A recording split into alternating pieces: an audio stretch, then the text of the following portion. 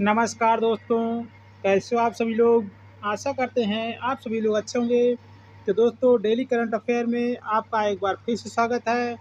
दोस्तों देखिए, देश दुनिया के 10 महत्वपूर्ण करंट अफेयर आप लोगों के सामने लेके आएंगे।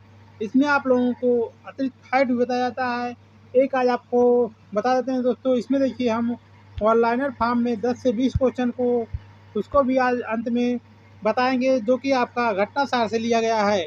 आइए दोस्तों, शुरू करते हैं आज का पहला क्वेश्चन।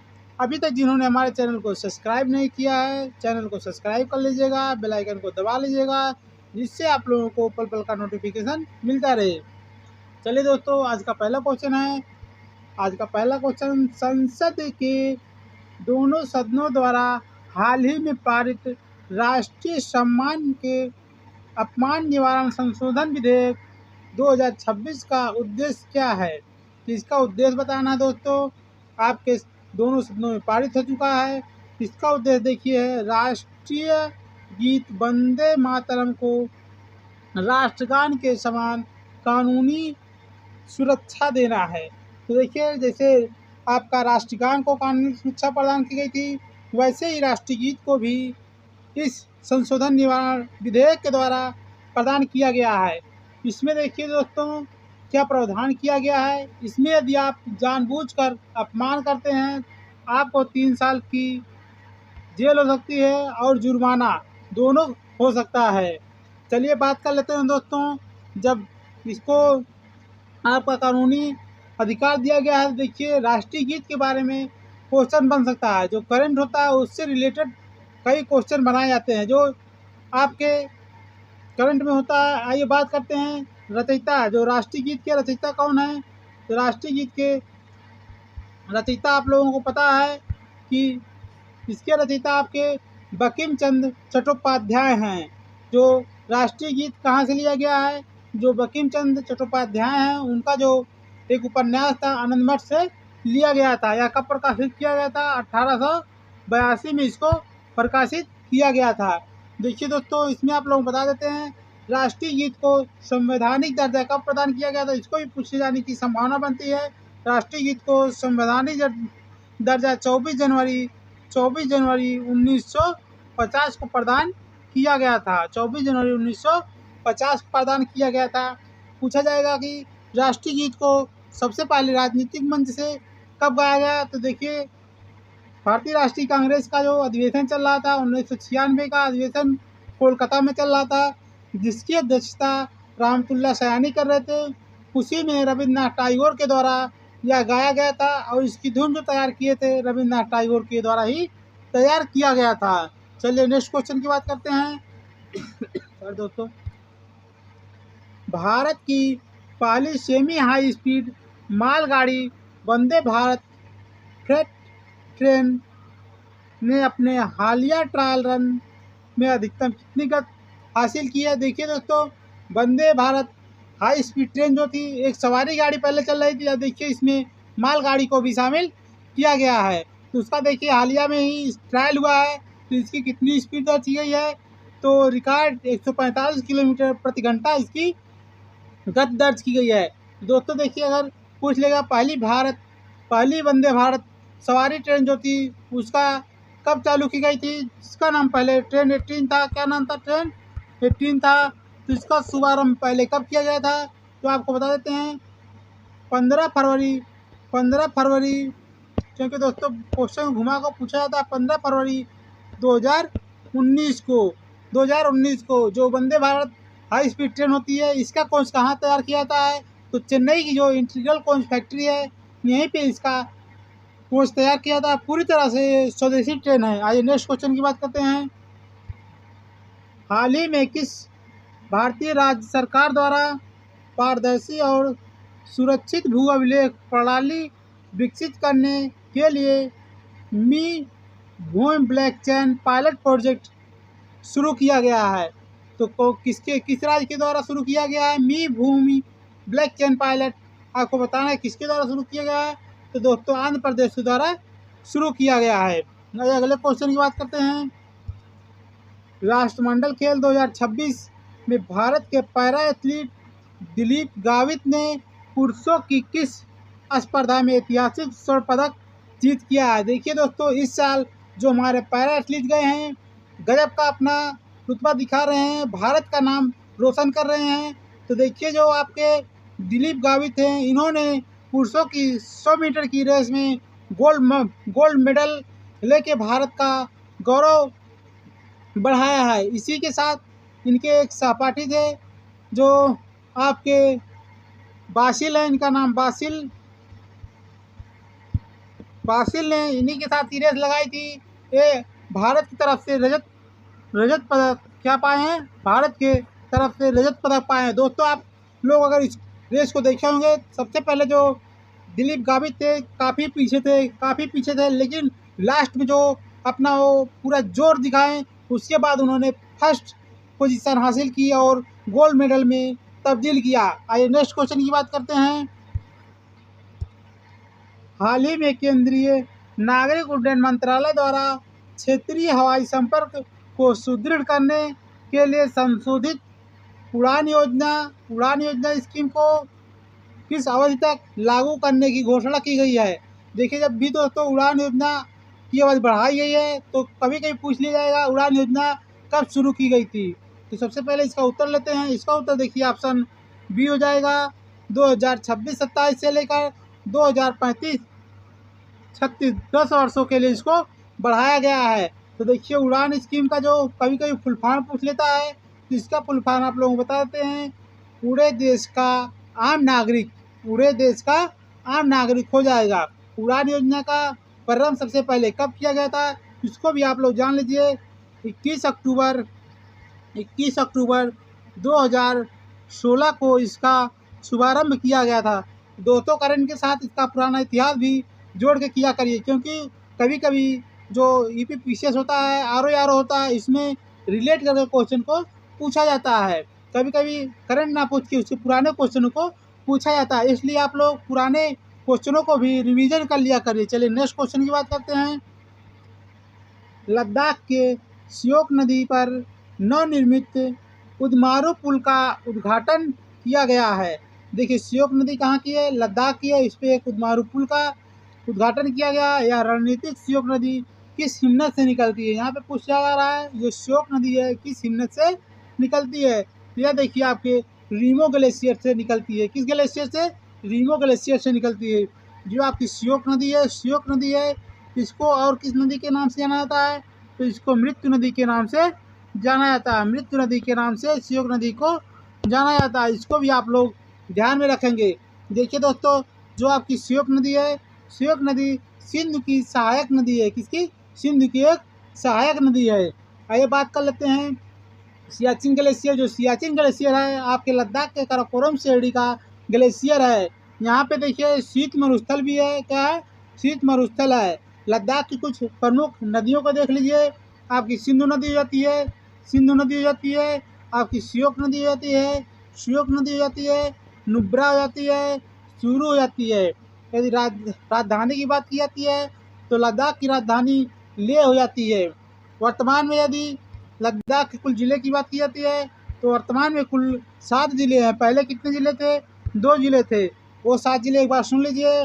लेह, कारगिल, ये दोनों पुराने ज़िले हैं। उसके बाद 5 जो नए ज़िले बनाए गए, नुब्रा, शाम, चांगबांग, जास्कर और द्रासा, 5 ज़िले नए बनाए गए। वर्तमान समय में कुल कितने ज़िले हैं, तो आप लोग याद करेंगे कुल 7 ज़िले हैं। कभी कभी इसको भी पूछा जाता है। चलिए नेक्स्ट क्वेश्चन की बात करते हैं। हाल ही में चीन ने एक समुद्री प्लेटफॉर्म से ग्रेविटी 1 का सफल परीक्षण किया। यह मुख्य रूप से क्या है, ग्रेविटी का सफल परीक्षण किसके द्वारा किया गया, समुद्री प्लेटफॉर्म चीन के द्वारा किया गया। तो यह क्या है, यह देखिए ठोस ईंधन वाहक रॉकेट है। क्या है, ठोस ईंधन रॉकेट है। तो साइंस टेक का क्वेश्चन है, आप लोग इसको भी ध्यान रखेंगे, क्योंकि साइंस टेक का क्वेश्चन आराम से पूछा जाता है कहीं कहीं पे। खनन और धातु प्रसंस्करण सुविधा द्वारा झेले जाने वाले जल संबंधित जोखिमों के आकलन के लिए किन वैश्विक रिपोर्ट पहल को जारी किया गया है। तो किस वैश्विक रिपोर्ट को जारी किया गया इसके लिए, तो आपका हो जाएगा global critical mineral water risk को जारी किया गया खनन और धातु प्रसंस्करण सुविधा द्वारा झेले जाने वाले जल और संबंधित जोखिम के आकलन करने के लिए। आइए नेक्स्ट क्वेश्चन, 9वें क्वेश्चन की बात करते हैं। हाल ही में रक्षा मंत्री द्वारा नौसेना की किस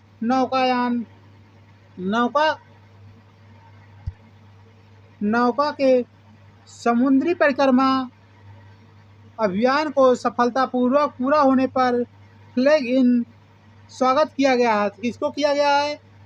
तो देखिए आपका IASV त्रिवेणी हो जाएगा। क्या हो जाएगा? IASV त्रिवेणी हो जाएगा। पूरी समुद्र की परिक्रमा इसके द्वारा की गई, इसके लिए इसका स्वागत किया गया है। आइए लास्ट क्वेश्चन की बात करते हैं।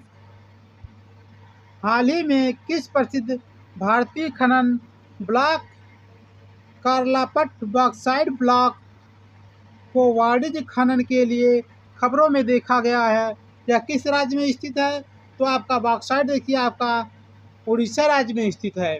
उड़ीसा राज्य के बारे में थोड़ा सा बात कर लेते हैं। इसकी राजधानी की बात की जाए, इसकी राजधानी आपकी भुवनेश्वर हो जाती है। कहाँ हो जाती है? भुवनेश्वर इसकी राजधानी हो जाती है। ये देखो दोस्तों, जो भगवान जगन्नाथ थे, अभी उनकी रथ यात्रा निकाली गई थी, ये अभी उड़ीसा में होती है। इसको पूछा जाता है रथ यात्रा कहाँ निकाली जाती है? तो आपको उड़ीसा राज्य में निकाली जाती है। कोणार्क का सूर्य मंदिर, जो कोणार्क का सूर्य मंदिर है, कहाँ पे है? तो आपके यहीं उड़ीसा में ही है। आपका इसे ब्लैक पगोडा भी कहा जाता है। यहाँ के देखिए कुछ प्रमुख झीलें, चिल्का झील याद कर लीजिए, हीराकुंड बांध यहाँ पे है, आपकी महानदी भी यहीं पे है, भीतरकनिका राष्ट्रीय उद्यान भी यहीं पे है। दोस्तों इस प्रकार देखिए 10 जो महत्वपूर्ण क्वेश्चन MCQ फॉर्म में थे, इसको बता दिए। 5 मिनट से 7 मिनट में आप लोगों को 10 से 20 क्वेश्चन इसी में वन लाइनर फॉर्म में बताया जाएगा। तो दोस्तों वीडियो में बने रहिएगा। तो दोस्तों आप लोग देख सकते हैं यहाँ करंट अफेयर 2026 अर्धवार्षिक की करंट अफेयर 2026 अर्धवार्षिक की है। जनवरी 2026 से 5 जुलाई 2026 तक का इसमें करंट अफेयर आपको कवर किया जाएगा। तो इसमें वन लाइनर फॉर्म में आप लोगों को इसमें बताया जाएगा। आइए शुरू करते हैं। सबसे पहले इसमें राष्ट्रीय घटनाक्रम को लिया गया है। देश के पहले ग्रीनफील्ड एकीकृत रिफाइनरी सह पेट्रोकेमिकल परिसर का उद्घाटन प्रधानमंत्री नरेंद्र मोदी ने 5 जुलाई 2026 को कहाँ पे किया है? तो पचपादरा राजस्थान में किया है। कहाँ पे? पचपादरा राजस्थान में किया गया है। नेक्स्ट क्वेश्चन की बात करते हैं। 1 जुलाई 2026 को किस राज्य में उड़ावली हेलीपोर्ट पर पहली सेटेलाइट आधारित लैंडिंग प्रक्रिया पॉइंट इन स्पेस को मंजूरी मिली है? तो ये आपका आंध्र प्रदेश है। क्या हो जाएगा? आंध्र प्रदेश हो जाएगा। नेक्स्ट क्वेश्चन, जुलाई 2026 में असम के सोनितपुर जिले में स्थित बोरजुली साइट को किस कृषि उत्पाद के इंस्टीट्यूट संरक्षण और प्रबंधन के लिए बायोडाइवर्सिटीज हेरिटेज साइट घोषित किया गया है? यह देखिए जंगली चावल की प्रजाति कौन सी है? ओरिजा है। ओरिजा रूफी पोगोन है। ओरिजा रूफी पोगोन है। आइए अगले क्वेश्चन की बात करते हैं। 1 जुलाई 2026 को किस राज्य में नमो स्वच्छता अभियान, तो आपको डेट नहीं याद करनी है, नमो स्वच्छता अभियान और अमृत पान अभियान को शुरू किया गया है? नमो स्वच्छता अभियान और अमृत पान अभियान को किसके द्वारा शुरू किया गया है? तो गुजरात राज्य के द्वारा शुरू किया गया है। जून 2026 में global hydro power outlook report 2026 report के अनुसार भारत जल विद्युत क्षमता में किस स्थान पे है? तो भारत जल विद्युत क्षमता के विश्व में 5वें स्थान पर है। नेक्स्ट क्वेश्चन की बात करते हैं। भारत के गगन नेविगेशन सिस्टम का प्रयोग करके पहली बार इंडिगो के जेट विमान की लैंडिंग कहाँ पे की गई है? तो उदयपुर में की गई है। जो भारत का अपना नेविगेशन सिस्टम है उसका पहली बार प्रयोग किसके द्वारा किया गया है? इंडिगो फ्लाइट के द्वारा किया गया। कहाँ पे किया गया इसकी लैंडिंग? तो उदयपुर में की गई है। अगले क्वेश्चन की बात करते हैं। केंद्रीय गृह मंत्री अमित शाह ने कहाँ पर PM family care tracker project launch किया है? तो PM family care tracker project launch किया गया कहाँ पे? गुजरात में इसको लॉन्च किया गया है। नेक्स्ट क्वेश्चन की बात करते हैं। किन दो राज्यों के बीच 1994 अपर यमुना रिवर बोर्ड समझौते को लागू करने के लिए समझौता किया गया है? तो राजस्थान और हरियाणा के बीच में यह समझौता हुआ है। हाल ही में भारत का पहला ऑफशोर एयरपोर्ट समुद्र के किनारे या समुद्र में बने किस राज्य में बनाने का निर्णय लिया गया है? तो यह महाराष्ट्र में लिया गया है। हाल ही में किस राज्य में बैक्टीरियम नेताजी बैक्टीरिया की नई प्रजाति खोजी गई है? तो यह पश्चिम बंगाल में खोजी गई। इसको दोस्तों इम्पोर्टेंट क्वेश्चन है। बैक्टीरियम नेताजी बैक्टीरिया की नई प्रजाति खोजी गई कहाँ पे? पश्चिम बंगाल में खोजी गई है। आइए दोस्तों देखिए यहाँ पे जुलाई 2026 167 देशों की 2026 में संयुक्त सतत विकास सस्टेनेबल डेवलपमेंट इंडेक्स सूचकांक में भारत को कौन सी रैंक हासिल हुई है? तो अब की बार देखिए 94वीं रैंक हासिल हुई है। इससे पहले 99वीं रैंक थी। कितनी थी? 99वीं रैंक थी। लेकिन वर्तमान समय में जो 2026 की रिपोर्ट है सस्टेनेबल डेवलपमेंट इंडेक्स में भारत को 94वीं स्थान प्रदान किया गया। कुल 167 देशों को इसमें शामिल किया गया था। जून 2026 में किस राज्य सरकार ने पूर्वी और पूर्वोत्तर भारत के निवेशकों को आकर्षित करने के लिए गो ईस्ट नीति, तो सीधे सीधे पूछा जाए गो ईस्ट नीति किसके द्वारा शुरू की गई है? तो उड़ीसा के द्वारा शुरू की गई है। किस प्रख्यात भारतीय न्यायविद international tribunal for the law of the sea में जज के पद पर नियुक्त किया गया है? तो बिमल एन पटेल को। किसको? बिमल एन पटेल को। जारी वर्ल्ड इकोनॉमिक फोरम का ऊर्जा संक्रमण सूचकांक 2026 में भारत की कौन सी रिपोर्ट कौन सा स्थान है? तो 70वीं स्थान प्रदान किया गया है। WEF वर्ल्ड इकोनॉमिक फोरम ऊर्जा संक्रमण सूचकांक में देखिए ऊर्जा संक्रमण सूचकांक की रिपोर्ट कौन जारी करता है? World economic forum. इसमें भारत की 70वीं स्थान प्रदान किया गया। दोस्तों इसी के साथ आज का ये सेशन समाप्त करते हैं। आप लोगों को ये सेशन कैसा लगा होगा कमेंट के माध्यम से आप लोग अपना सुझाव दे सकते हैं, और कोई भी अलग से कुछ चाहते हैं तो उसमें भी आप लोग कमेंट कर सकते हैं। दोस्तों हमारा प्रयास कैसा लगा इसके लिए आप लोग लाइक किया करिए, वीडियो को लाइक किया करें, चैनल को सब्सक्राइब कर लीजिएगा। धन्यवाद दोस्तों।